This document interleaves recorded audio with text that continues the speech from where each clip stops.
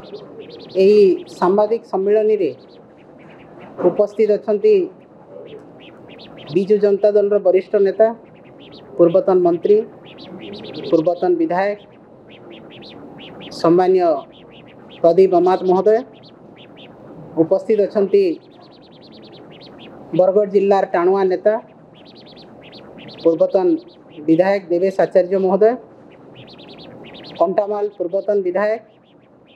मोहिधर रणा महोदय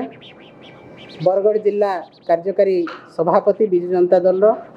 सुशांत महापात्र समस्त को आपण मानक मो यही सामाजिक सम्मेलन रे स्वागत जनाऊँ समस्त को अभिनंदन जनाऊँ। आज बरगढ़ जिला एवं बौद्ध जिलार कर्मकर्ता सांगठनिक सम्मेलन आज अनुष्ठित होता एवं बरगढ़ जिला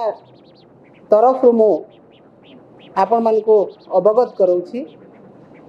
बरगढ़ जिलार 5टी निर्वाचन मंडली समस्त वरिष्ठ नेतृमंडली पूर्वतन विधायक पूर्वतन सांसद एवं समस्त छांगुआ संगठन कर्मकर्ता आज उपस्थित थिले एवं आमर प्रिय नेता बिजु जनता दल सभापति मान्यवर नवीन पट्टनायक तांकर आह्वान रे आज ये कर्मकर्ता सम्मेलन अनुष्ठित होता। बरगढ़ जिला को सबु बेले मान्यवर नवीन पट्टनायक महोदय स्वतंत्र दृष्टि देइथिले। कैंसर हॉस्पिटल रो आरंभ करी मुख्य डाक्तरखाना सब डिविजनल डाक्तरखाना CHC 5T school grid Gangadhar Meher उठा जलसेचन बिजू एक्सप्रेसवे ता सहित समस्त अंचल रास्ताघाट पानीय जल मेगा जल जोगाण प्रकल्प केनाल लाइनिंग प्रत्येक क्षेत्र में बरगढ़ जिला को एक स्वतंत्र स्थान देते मान्यवर नवीन पट्टनायक महोदय एवं आज बरगढ़ जिलार ए सांगठनिक सम्मेलन रे आमे शपथ ग्रहण करिछु जे आगामी दिन रे एई सांगठनिक कर्मकर्ता माने आहुरी सशक्त होई सुदृढ़ होई संगठन को सुदृढ़ करिवे।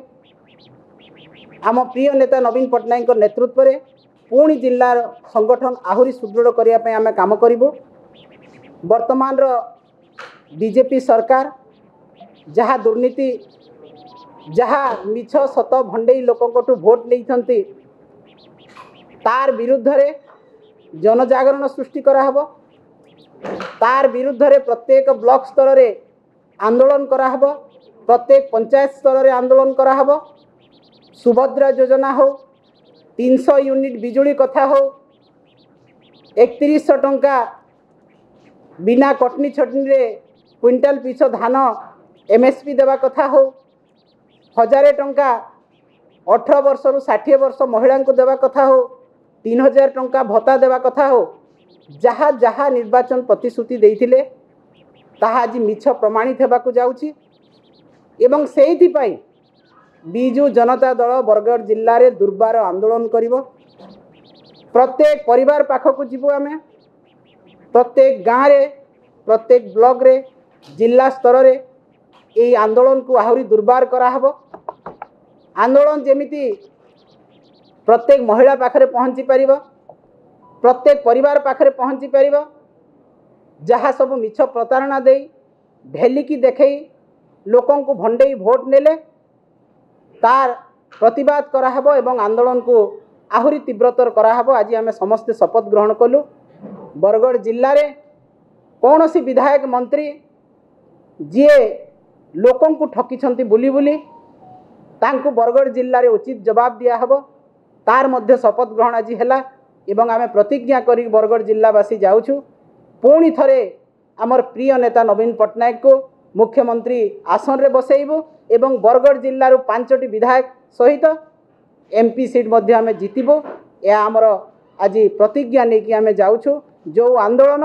बरगढ़ जिल्लार आरंभ हबो ताहा सारा ओडिशा को जीव एवं पल्ली ठारू आरंभ कर राजधानी पर्यंत आंदोलन आहुरी तीव्रतर हेब। तेणु आज ये कर्मकर्ता सम्मिलन रे समस्त नेतृमंडली जो उपस्थित थिले समस्त को मु धन्यवाद दौची आम प्रिय नेता को धन्यवाद दौची से आसी ए सांगठनिक कर्मकर्ता सम्मिलन रे उपस्थित रही समस्त मनोबल से दृढ़ करिसंती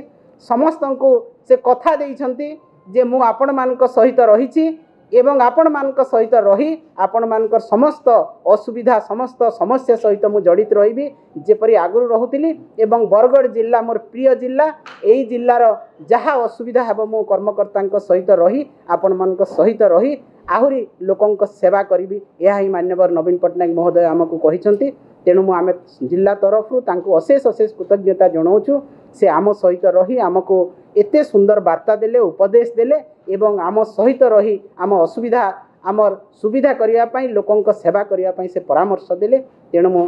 जिला तरफ धन्यवाद जाऊँगी कृतज्ञता जनाऊँगी एवं बौद्ध जिलार उपस्थित अच्छा आमर वरिष्ठ नेता सम्मानीय प्रदीप अमात महोदय तांको मु अनुरोध करी बौद्ध जिला विषय से कहबी।